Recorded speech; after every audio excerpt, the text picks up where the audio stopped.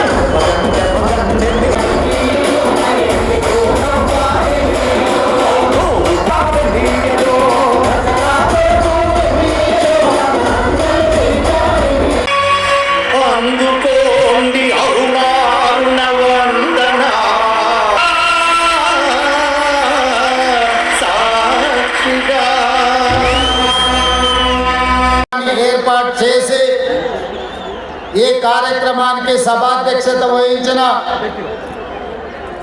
మిత్రులు, నాకు అత్యంత సన్నిహితులు, ఈ అద్భుతమైన కార్యక్రమాన్ని ఏర్పాటు చేసి ఈ దేశంలో మతతత్వ శక్తులకు వ్యతిరేకంగా ఎర్ర జెండా నిటారుగా నిలబడి కొట్లాడుతుంది అని ఈ ఖమ్మం గడ్డ మీద నుంచి నినదించినందుకు మనస్ఫూర్తిగా కామ్రేడ్ సోదరులను నేను అభినందిస్తున్నా. 1925 డిసెంబర్ ఉత్తరప్రదేశ్ కాన్పూర్లో ప్రారంభించిన కమ్యూనిస్టు పార్టీ 100 సంవత్సరాలు పూర్తి చేసుకొని ఈ ఖమ్మం గడ్డ మీద ఈరోజు ఉత్సవాలు జరుపుకుంటూ రాబోయే 100 సంవత్సరాలు పేద ప్రజల కోసం పోరాటం భారతీయ జనతా పార్టీ నరేంద్ర మోడీకి వ్యతిరేకంగా మీరందరూ కలిసి రండి, మనందరం కలిసి భారతీయ జనతా పార్టీని గద్దె దింపుదాం, రాహుల్ గాంధీని ప్రధానమంత్రిని చేద్దాం. మీ అందరి సహకారం ఉండాలి. రాబోయే 100 ఏళ్ళు పేదల కోసం మీరు కొట్లాడాలి. ఇంత మంచి కార్యక్రమాన్ని ఏర్పాటు చేసిన నిర్వాహకులకు అందరికీ కూడా మనస్ఫూర్తిగా ధన్యవాదాలు, కృతజ్ఞతలు తెలియజేస్తున్నా. All different countries and different states who are delegates are here. I wanted to congratulate. ఈ ప్రజలకు విముక్తి కలిగించాలి, ఈ ప్రజలకు స్వేచ్ఛను ప్రసాదించాలని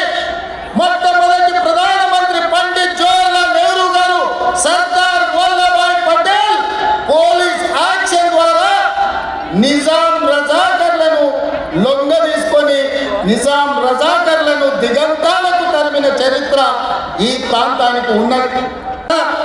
ఓటు హక్కు ఉన్నవారికే ప్రభుత్వాలు ఈ రోజు సంక్షేమ పథకాలు ఇస్తున్నాయి. ఒకవేళ ఓటే తొలగిస్తే రేషన్ కార్డు పోతుంది, మీ ఇల్లు పోతుంది, మీకు వచ్చే పెన్షన్ పోతుంది, మీకు వచ్చే ప్రభుత్వ సంక్షేమ పథకాలు అన్ని పోతాయి. ఈ రోజు పేదవాళ్ళ హక్కును కాల రాయడానికే బీజేపీ కంకణం కట్టుకున్నది.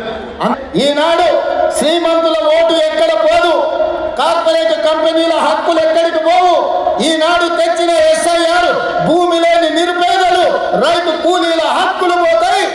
వాళ్ళ ఓటు హక్కు పోతే వాళ్ళ రేషన్ కార్డు పోతుంది, వాళ్ళ రేషన్ కార్డు పోతే వాళ్ళకున్న ఆస్తులు పోతాయి.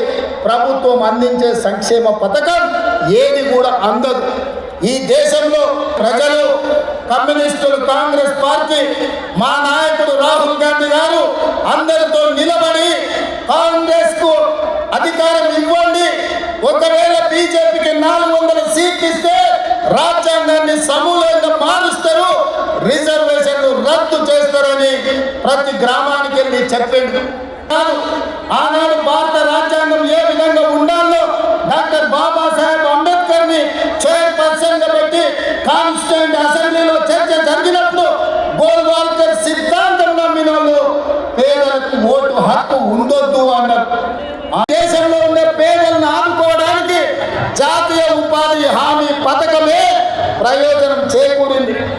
ఇవాళ నరేంద్ర మోడీ ప్రభుత్వం జాతీయ ఉపాధి హామీ పథకాన్ని తూట్లు పడిచి నిర్వీర్యం చేసి ఆ పథకం రైతు కూలీల కోసం, భూమి లేని నిరుపేదల కోసం యూపీఏ ప్రభుత్వంలో ఆనాడు కమ్యూనిస్టు కాంగ్రెస్ పార్టీ కలిసి జాతీయ ఉపాధి హామీ పథకాన్ని తీసుకొస్తే ఈనాడు జాతీయ ఉపాధి హామీ పథకాన్ని రద్దు చేసి గ్రామాల నుంచి వలసలు తగ్గిన చట్టం ద్వారా గ్రామాలలో కూలీలు తమ కూలీని తాము నిర్ణయించే శక్తి జాతీయ ఉపాధి హామీ చట్టం ఇచ్చింది.